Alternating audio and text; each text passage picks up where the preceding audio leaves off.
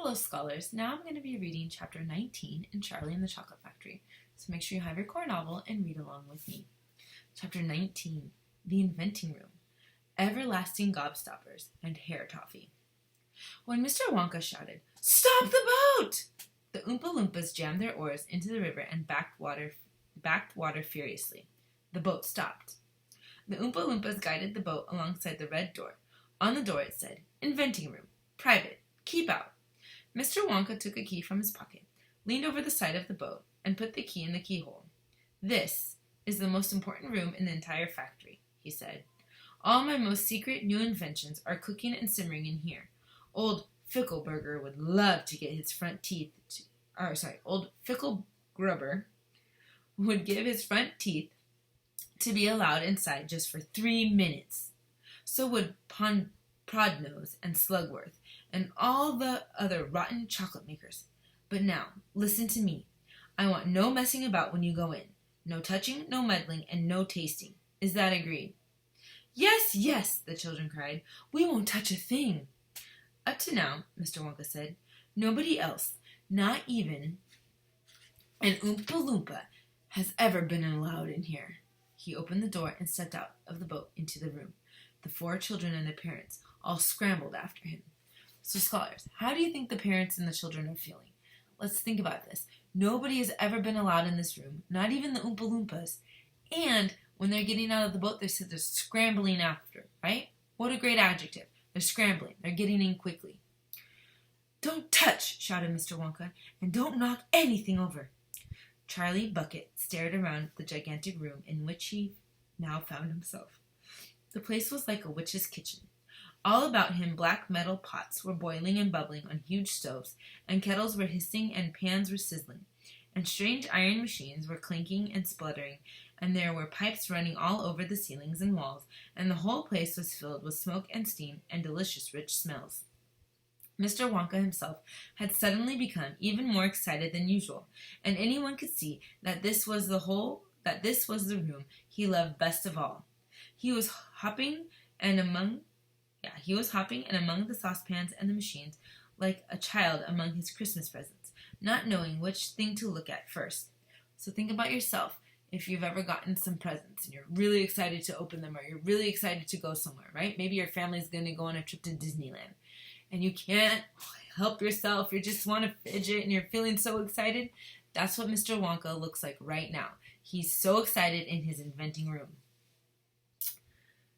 He lifted a lid from the huge pot and took a sniff. He then rushed over and dipped a finger into a barrel of sticky yellow stuff and had a taste. Then he skipped across to one of the machines and turned 6 knobs this way and that.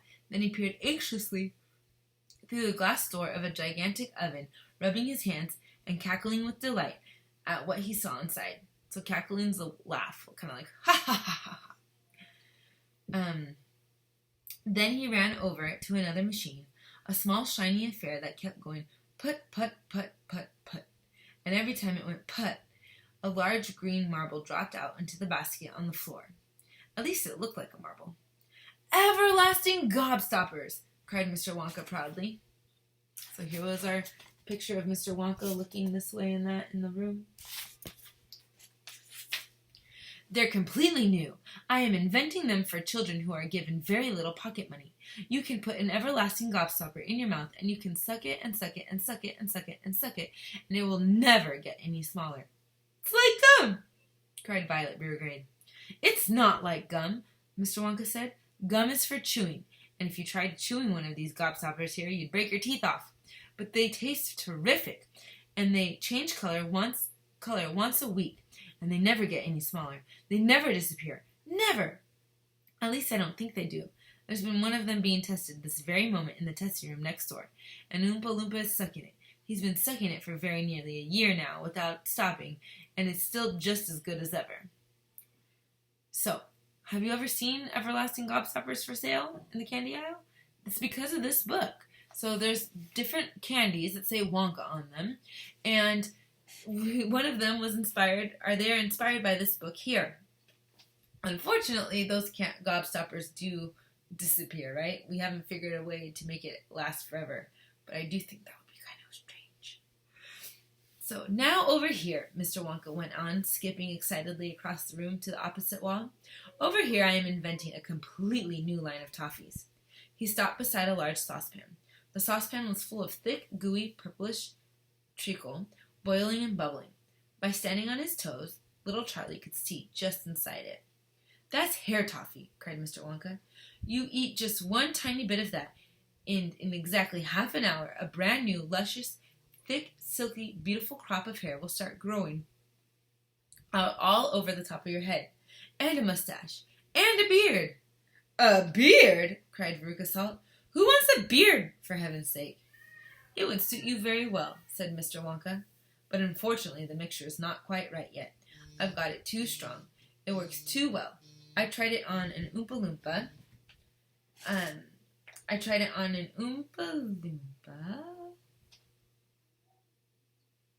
Sorry, scholars, I lost my spot. So I took a big pause, right? I kind of lost my spot. I got distracted. I'm not going to keep reading. I'm going to go back and reread a little bit, so now I remember what happened.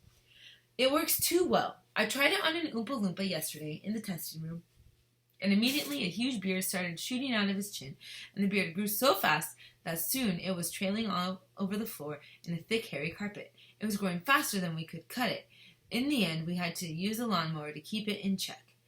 But I'll get the mixture right soon, and when I do, there'll be no excuse any more for little boys and girls going about with bald heads." "But, Mr. Wonka," said Mike Teavee, "little boys and girls never do go about with—" "Don't argue, my dear child. Please don't argue," cried Mr. Wonka. "It's such a waste of precious time.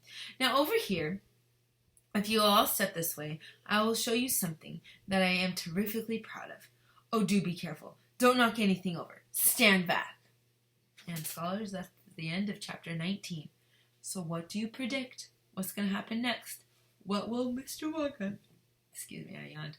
What will Mr. Wonka show the boys and girls next? Read chapter 20 with me to find out.